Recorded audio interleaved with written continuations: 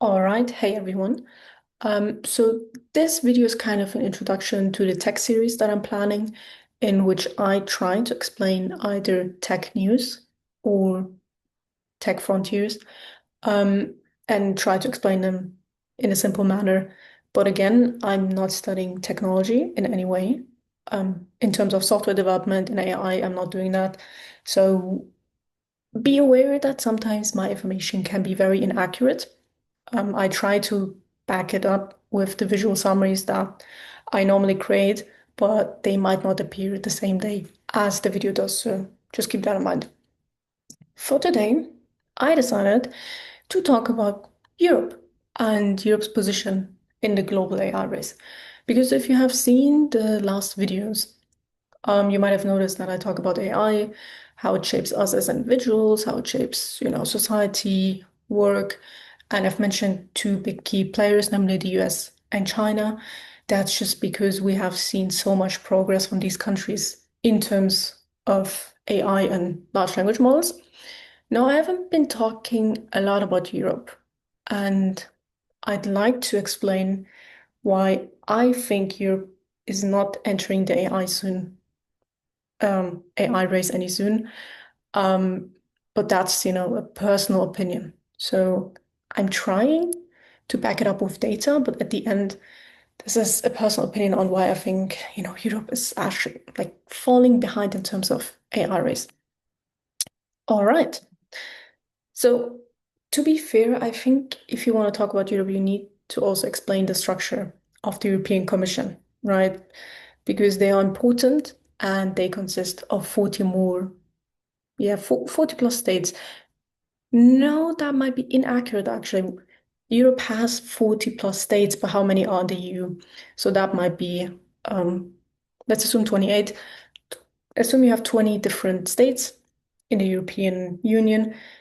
They all have a different language. They all profit from the EU in a very different way, with Germany being the country that profits the most because it's an export nation and you don't pay taxes on goods that you transport in the EU.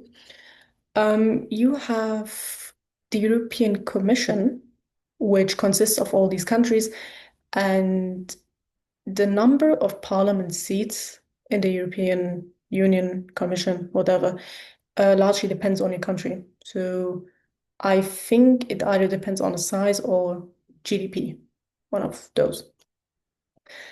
So Europe is heavily skewed towards a few countries, right? So not everybody really benefits from it. Um, some do, some less. That's why Britain went out because they felt pretty discriminated against in the EU. And now I don't think it made sense to do the Brexit, but that's just my opinion. I won't comment on that further. Anyways, you have internal conflicts. That's the point. Now, why is that important to know? That is because US and China, they're both homogeneous. So they just consist of one society, while Europe consists of multiple ones. Now, Europe, in the last few decades, did not bring a software giant to an IPO, if you've noticed that.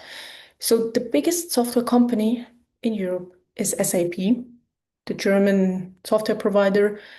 Um, I mean, I did intern with them, but again, I didn't really learn that much, actually. I kind of forgot how their software exactly works, but their software is a B2B software. So it's used between businesses for tracking, for ordering, for all that stuff.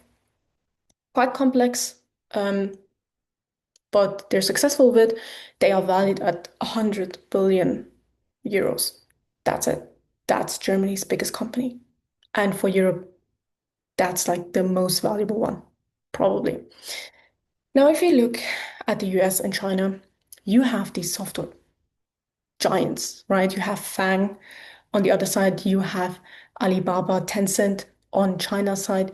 And these companies, they were founded just recently, right? They're like not 50 years old as SAP is. They're like 20 years old max. That's it. And these countries have structures that allow them to produce so many software giants in a very short amount of time. I mean, DeepSeek. Who knew about DeepSeek 2 years ago? No one. Until they released a model that was on par with ChatGPT. So that's my first point. Because we do not have any software giants in the EU, we are not able to do any progress in AI and large language models. So, in essence, Europe did not contribute to any AI structures or large language model structures in terms of computing power and also in terms of, the development. Now, sure, you might argue that we have excellent universities and obviously they produce outstanding research. But again, it was not the universities that were, scaling the impact of AI models, large language models. It started with OpenAI, and then you had the Americans catching up and the Chinese. Europe produced Mistral. I think it was a French model, and I never used it, to be fair. Like, I know it's open sourced, which is nice to understand the model, but apart from it, no one is really using Mistral. Correct me if I'm wrong. I'm just not using it. Anyways, the question is also kind of like, why does Europe does like why don't they have these software giants? Point is, you have a lot of paperwork to do. Specifically in Germany, if you want to start a startup, it's not that easy as in California, for instance, where I'm pretty sure that you can open and close a company within a day. So that's not possible in Germany. You need to pay a huge, like you need to make upfront payments, right? And depending on the form of your startup that you use, you are required to pay a couple thousand euros, but that is only for what we call a GmbH. It's kind of like a LTD. I think that's the equivalent. So for that, you need to pay upfront. It takes a while because everything is still um, like you still need to go to the office and the tax registry and tell them you're doing that. So nothing's really digital in that sense. And then again, you don't have this. I would say that you don't have a strong VC culture in Europe. Because if you look at these VC stories in both US and China, you're kind of like so confused because they seem to have a good intuition in what startups to invest. And it's rarely European ones because they are well aware of the constraints, which is not on the startups, but on the governments. And they are well aware that you can't scale in most European countries because that's the next point. Europe is obsessed with taxing and fining companies. Specifically, if you are familiar with the GDPR compliance laws, which are strict data laws. Funny thing, I do want to include this as a side note. Europe has been drafting a chat control, which allows them to scan every message on every device for every messenger service before you send it. So just keep that in mind when they tell you that we value data privacy. They don't really, they just see that it's hugely profitable to tax specifically American companies. Because most Chinese companies, they're not allowed to operate in Europe. Like, you're not really using Alibaba, right? And all that stuff. Obviously, you're using TikTok if you're still in Europe, then I think the company is still ByteDance and not Oracle, but again, I'm not quite sure about that. But the point is, Europe has seen an opportunity to rather tax and fine companies. And the factor to which European commissioners and American ones fine each other for breaches of law is 44 to 1. So Europe fines by a factor of 44. That's why JD Vance and Trump, for instance, they don't really like the European setup. They don't because they know they're American companies, they're losing so much money that just because they're operating in Europe. And I think Google, for instance, in their new quarterly reports, they actually included a line under expenses just because they need to pay so much in fines that they decided, well, let's just put it on an extra row. So that's a point with taxes and fines in Europe. Um, And the thing is, you don't have an incentive to innovate at that point. So that's the thing. If you see that as a government, you can just take way more taxes and fines just because they're breaching laws that you set up and are impossible to uphold in most cases, you don't see an incentive to strengthen fewer AI startups. But again, my opinion. Anyways, um, I feel like talking about universities might be a good thing to do as well. Now, Germany, UK, France, they have very prestigious universities. Somehow, the best startups still appear from American universities. Stanford, Harvard, Duke, Princeton, whatever. Turns out that even if you are prestigious and even if you are teaching, advanced degrees in STEM and humanities, that doesn't necessarily translate into AI literacy because, again, the newest AI models are not being taught in these universities. And it's quite impossible to do so because every day you see some kind of new improvement. And most professors who are kind of underpaid, to be fair, they don't see, I think, the value in bringing up the newest tech in their lectures. So they might, skip the newest and most important tech. And I feel like if you don't encourage your students to do self-learning, then, you don't have the same ecosystem as Stanford, essentially. Because what they do is they bring AI experts into their lectures, which is like a huge advantage for them. They talk with them, they interact with students. Students are self-directed learners because they know with the credentials of Stanford, they can go and build a startup company, which is not really possible. Like, even if I finish my degree at TUM, I don't think anybody will take me seriously, right? Because even if it's the best public university in Germany, that doesn't really translate into anything. Yeah. So I think that's my point here. And then there's also something that I've noticed. I'm not quite sure whether that is accurate actually. So if you're familiar with chip making, you know that there are two important companies in Europe. One is ASML and one is Carl Zeiss. I know Carl Zeiss makes incredible mirrors. Don't ask me why, because I'm not familiar with chip making and how chips are designed and made. And then you have ASML. I believe they have the laser technology to build the prints for the chips. And what Europe is doing is essentially they know no American company and no Chinese one was able to reverse engineer these companies because it's incredibly hard to do so because the machinery is like incredibly complex and I don't even know what they're quite doing. And so what they're doing is as long as you make chips, you still need Europeans, like in the loop for some part. Now I'm betting the following. Within 5 years, China will be able to reverse engineer everything that Europe thought was not possible. Because the Chinese have one skill that is greater than all, and it's manufacturing, right?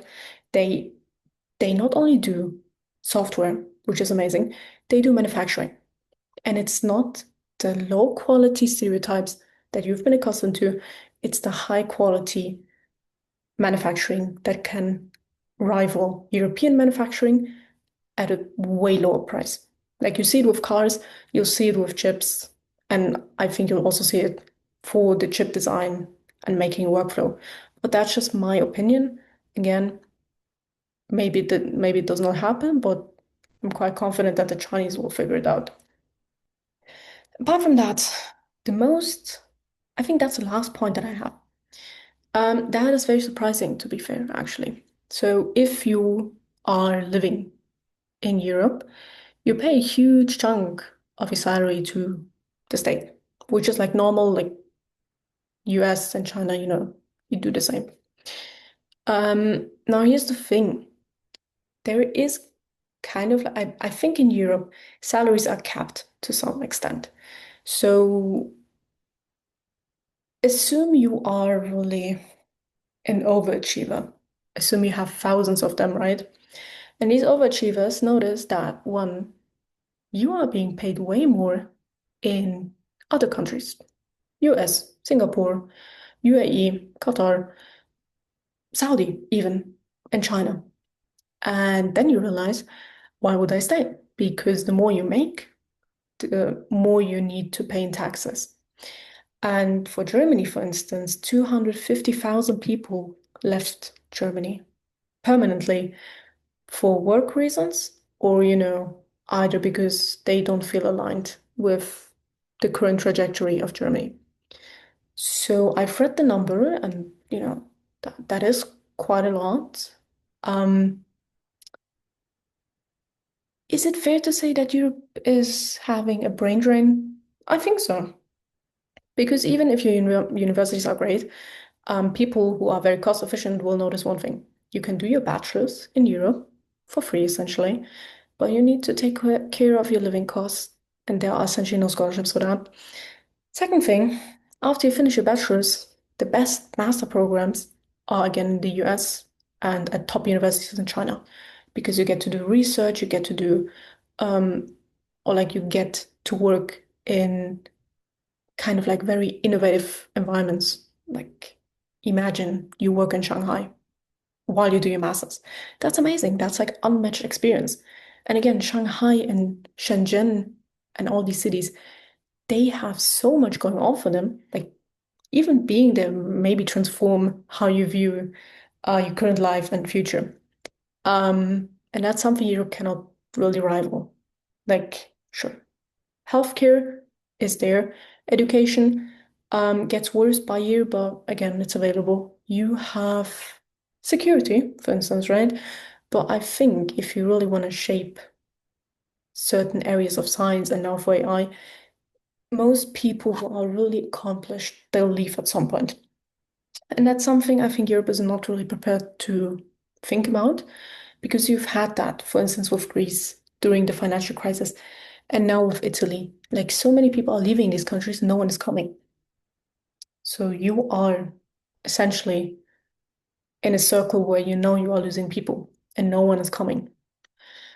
Um, does Europe actually care, about AI at the end? Like from what I've seen, being a game changer, takes money, takes a lot of money. Europe is not investing now. They are not investing the required money into these projects. Because Europe has not a lack of talent, that's the most important thing. They do not have that. They have so many people that are really great at what they're doing, but there's no incentive to take risks. And you don't see that with the key players of AI, right? You see they're willing to give it a shot. Like even with OpenAI now, like we know they're not producing any positive cash flow until 2030. US government and Nvidia are spending billions on it. That's a risk. You won't see that in Europe. They love stability and they love kind of like the status quo. And I also feel like most of them do not believe that they can be a game changer. And they don't have a lot of time to switch that. They have, at best, 5 years to come up with a plan and join China, US, India, Singapore. There's not a lot of time. I don't know why they love to talk about Social security, for instance, where there are solutions available. You should be discussing the role of your country within the next 5 years, when maybe you have sophisticated AI systems that can replace half of your workforce. That is possible, that is very much possible.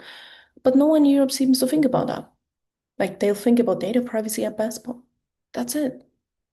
And so that's essentially, I don't want to put a very negative light on him, but I generally don't think they are ready to invest and sacrifice and risk enough to keep up with leading nations. But again, I do hope that, it comes out different. But we'll see within the next 5 years. And until that, let me know what you think.